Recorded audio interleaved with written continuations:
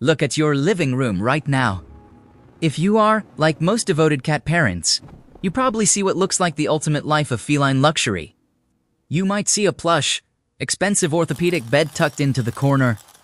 You probably have a ceramic bowl filled to the brim with premium, grain-free kibble, perhaps even a motorized water fountain gently bubbling away. We look at this setup. We look at our cat sleeping softly on the sofa, and we pat ourselves on the back.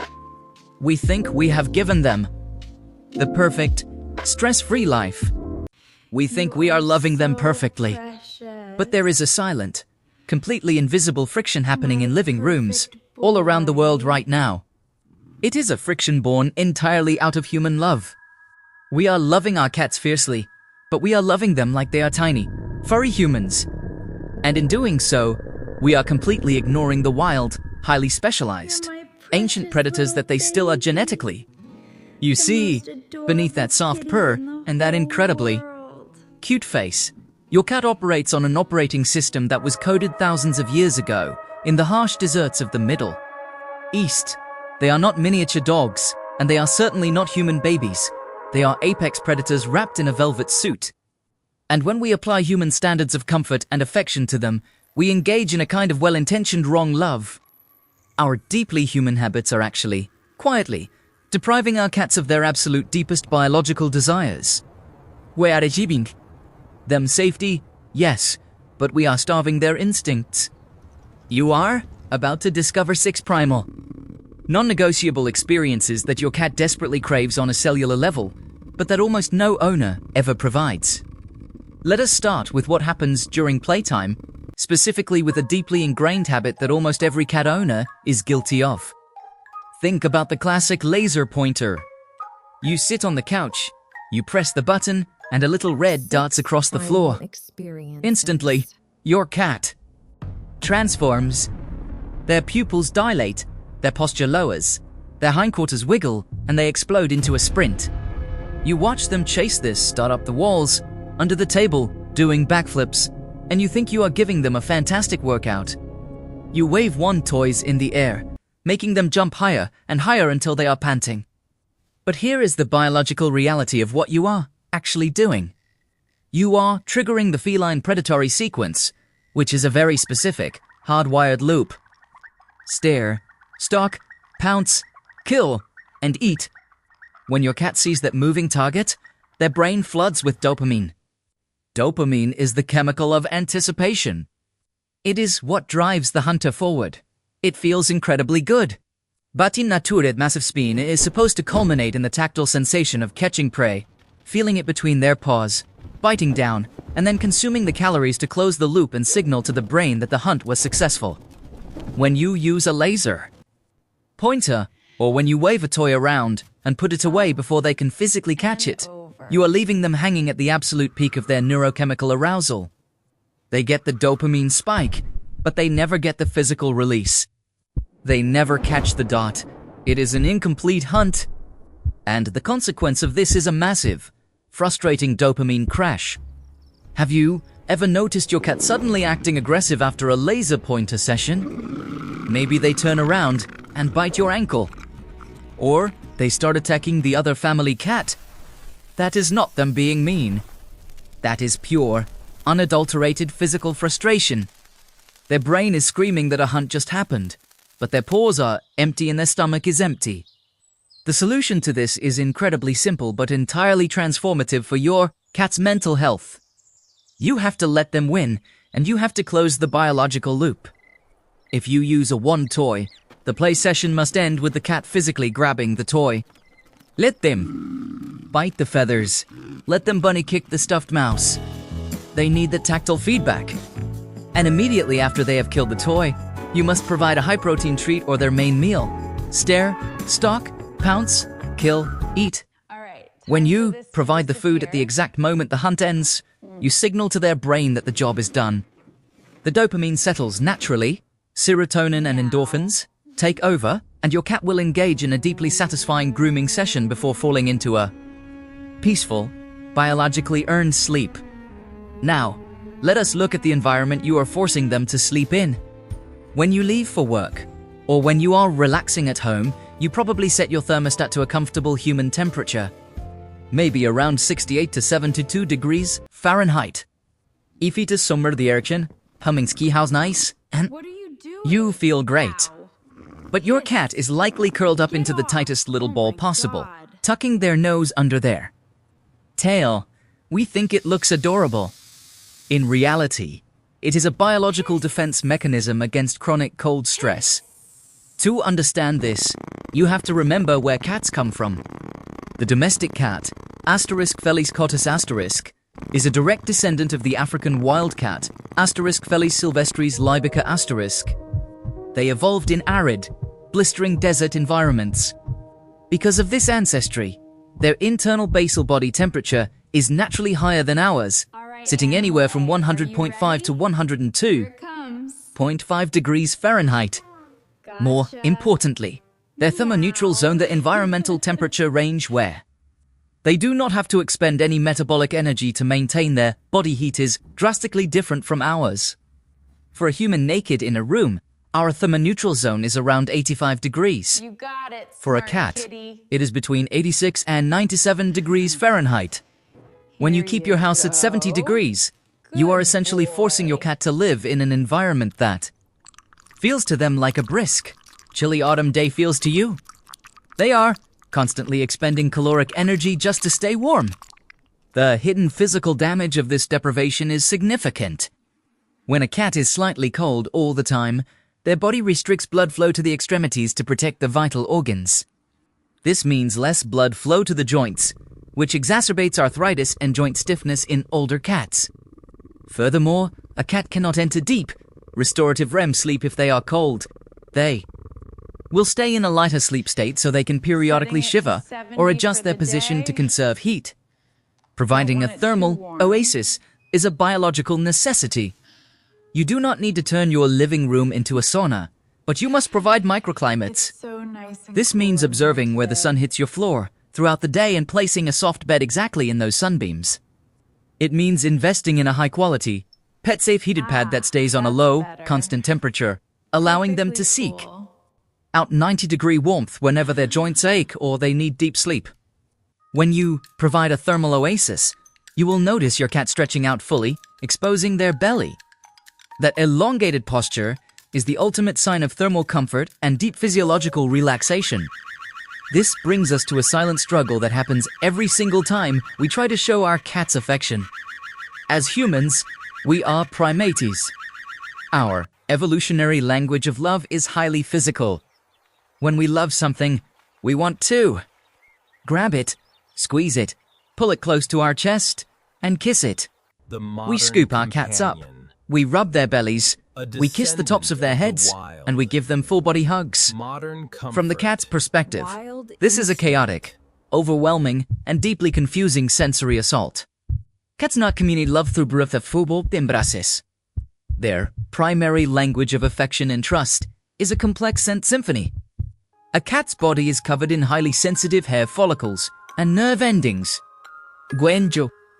Aggressively stroke their entire back or rub their sensitive belly, which is the most vulnerable part of a predator's body. You are overstimulating their nervous system. This is why a cat will suddenly bite you after seemingly enjoying a petting session. It is called petting-induced overstimulation. Their nerve endings literally start to hurt from the friction. But more importantly, you are ignoring how they actually want to bond. Cats have specialized scent glands, located very specifically around their face, on their cheeks, under their chin, at the base of their ears, and at the corners of their mouth. These glands produce friendly facial pheromones. In the wild, when two cats are deeply bonded and belong to the same family group, they engage in allogrooming. They gently rub their faces together, blending their pheromones to create a unified, communal family scent. It is their way of saying, "You are safe, and we belong to each other."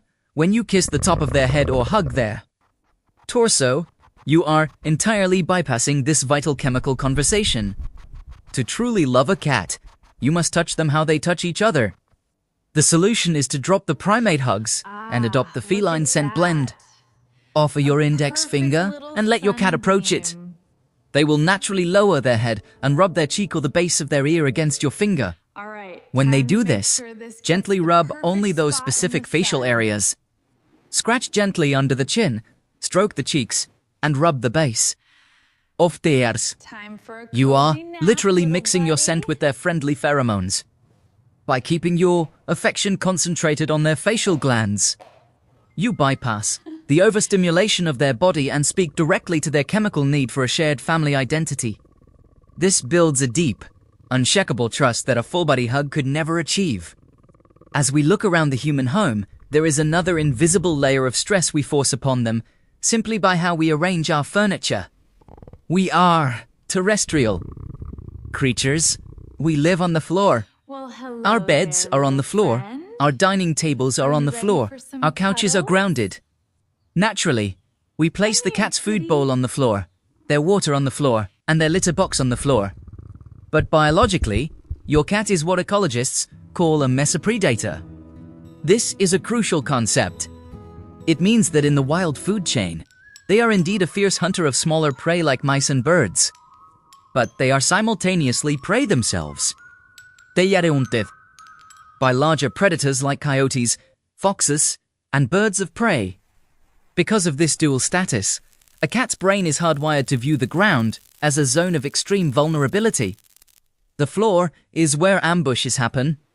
When you force your cat to live entirely on the floor, navigating a forest of human legs, dodging the dog, avoiding the toddler, and eating with their back exposed to the open room, you are subjecting them to chronic, low-grade anxiety. Such a good They are boy. in a constant state of hypervigilance. Oh my God, Their he bit me. ears constantly Why did he swiveling like bite radar me? dishes, waiting for a threat that their DNA tells them is inevitably coming. They crave vertical sovereignty. A cat only feels truly secure when they have a vantage point high above the action, where they can observe their territory without the risk of being sneaked up on. By failing to provide pathways to the ceiling, owners are actively keeping their cats in a psychological state of prey. The practical solution is to look at your living room and create a feline superhighway. This does not just mean buying a single, short scratching post. It means providing You're continuous such a vertical sweet routes. boy. Can your cat jump from the sofa Yes, to a dedicated you wall shelf, are. to the top of a sturdy So bookcase, cute. and finally to the top of the refrigerator, all without ever touching the floor? Clearing off the top of a high cabinet and placing a soft blanket up there can instantly transform an anxious, hiding cat into a confident, relaxed observer. Come here, When a cat is sweetheart. elevated, Let's their cozy up heart together. rate drops, their Meow. cortisol levels decrease, and they feel a profound sense of ownership over their territory. You must give them the sky of your living room, not just the floor. And while they are observing their territory from above, what are they looking forward to? Usually, it is a massive, overflowing mountain of dry food sitting in a bowl in the kitchen. We think we are being generous. We think that by providing an endless buffet, our cats will never feel hungry or anxious. In truth, the bottomless food bowl is one of the most psychologically damaging things we do to our indoor cats. We are completely wasting their most spectacular biological machinery. Consider the anatomy of a cat's nose. A human being has roughly 5 million olfactory receptors. A cat possesses over 200 million. A massive portion of their Meow. brain is entirely dedicated to Meow. processing smells. Meow. They even have a specialized organ on the roof of their Meow. mouth called the Jacobson's organ, which allows them to essentially get taste this the air, cabinet ready. analyzing complex chemical pheromones and the scent trails of hidden prey. In the wild, a cat's entire day is structured around olfactory foraging. They do not All eat right, one time massive for the meal. next bracket. They hunt, track, and consume 10 to 20 small pieces of prey watching, throughout a this one's gonna be 24-hour perfect. period. Their brain is wired to solve puzzles, to follow scents, and to work physically and mentally for their calories. When you dump a cup of kibble into a ceramic bowl and leave it there all day, you are completely shutting down this incredible sensory network. You are taking away their job. The consequence is profound, crushing boredom. This boredom manifests as lethargy, over-grooming, destructive scratching, and severe feline obesity. When food requires zero effort, cats eat out of sheer boredom, leading to a scarf phenomenon where they gorge themselves and immediately throw up. They are experiencing cognitive decline because their brain is no longer required to map territory, or solve problems to survive. You must throw away the traditional food bowl. The solution is to simulate natural foraging. Take their daily allowance of dry food and divide it into 5 or 6 small portions. Hide these small portions around the house. Put a little bit on the 3rd tier of their cat tree. Hide a small dish behind the sofa. Place some inside a cardboard toilet paper, roll with the ends folded in, forcing them to bat it around to get the food out. Invest in puzzle feeders that require them to use their paws to scoop the food out of tiny compartments. When you make a cat use their 200 million olfactory receptors to find their dinner, you are not being cruel. You are waking up their brain. You are giving them a sense of purpose. A cat that has to hunt for its food is a sharper, happier, and profoundly more confident animal. Finally, we arrive at the most subtle, yet perhaps the most emotionally significant disconnect between humans and cats. It is the way we speak to them. When we want to show affection, we use our voices. We talk to our cats in high-pitched, loud, baby voices. We stare right into their eyes and say, "Who is the most beautiful cat in the world?" We use our words to fill the silence of the room, but cats are masters of the silent dialogue. In the feline world, vocalization is actually quite rare among adult cats. Meowing is a behavior they specifically adapted to manipulate humans. Among themselves, their true language is a highly intricate, silent symphony of micro-expressions. When you stare directly into a cat's eyes, even if you are smiling and speaking softly, their biological programming interprets a direct, unblinking stare as a severe threat. It is the stare of a predator locking onto a target. When we hover over them and speak loudly, we appear as large, unpredictable, and aggressive apes. The damage here is a tragic miscommunication.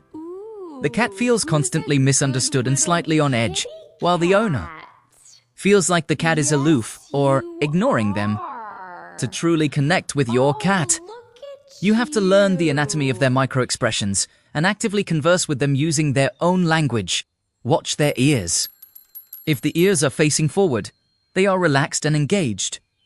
If they swivel to the side like airplane wings, they are irritated or anxious. That is your cue to back off, not to lean in closer. Watch the tail. A slow, sweeping tail is not a wag of happiness like a dog. It is a sign of internal conflict or annoyance. But the most powerful tool in the silent dialogue is the slow blink.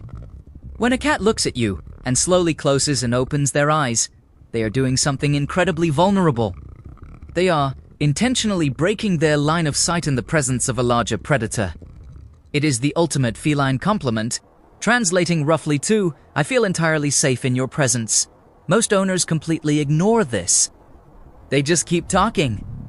Instead, the next time your cat looks at you from across the room, do not say a word. Soften your gaze. Slowly close your eyes. Hold them closed for a full second and slowly open them. You will often see the cat immediately relax their posture, and they will likely return the blink. You are actively conversing. You are stepping into their silent world and speaking their native tongue. By lowering your energy, softening your vocalizations, and responding to their body language, you prove to them that you are not a clumsy, loud primate, but a perceptive, trustworthy companion. Truly loving a cat requires a profound shift in perspective. It means stepping outside of our human ego and looking at our homes, our habits, and our affection through the lens of a highly evolved predator. It means understanding that a plush bed on the floor is nothing compared to a sturdy shelf near the ceiling. It means realizing that a mountain of free food is an insult to their brilliant minds, and that a quiet, slow blink is worth 1,000 loud words of affection. When we stop loving them like tiny humans and start honoring their wild DNA, the invisible friction disappears. And what emerges is a relationship of deep, mutual respect. We all make mistakes out of love. We have all bought the wrong toys, forced the wrong hugs, or filled the bowl a little too high. So, let us drop our egos for a moment. I want you to head down to the comments right now and confess, which of these 6 crucial biological needs have you been accidentally neglecting? Was it the incomplete hunt with the laser pointer, Or maybe you have been guilty of the full-body primate hug. Share your realization, because acknowledging the friction is the very first step to fixing it. And once you have adjusted your home to honor their instincts, you will be ready to decode the even deeper mysteries of their behavior.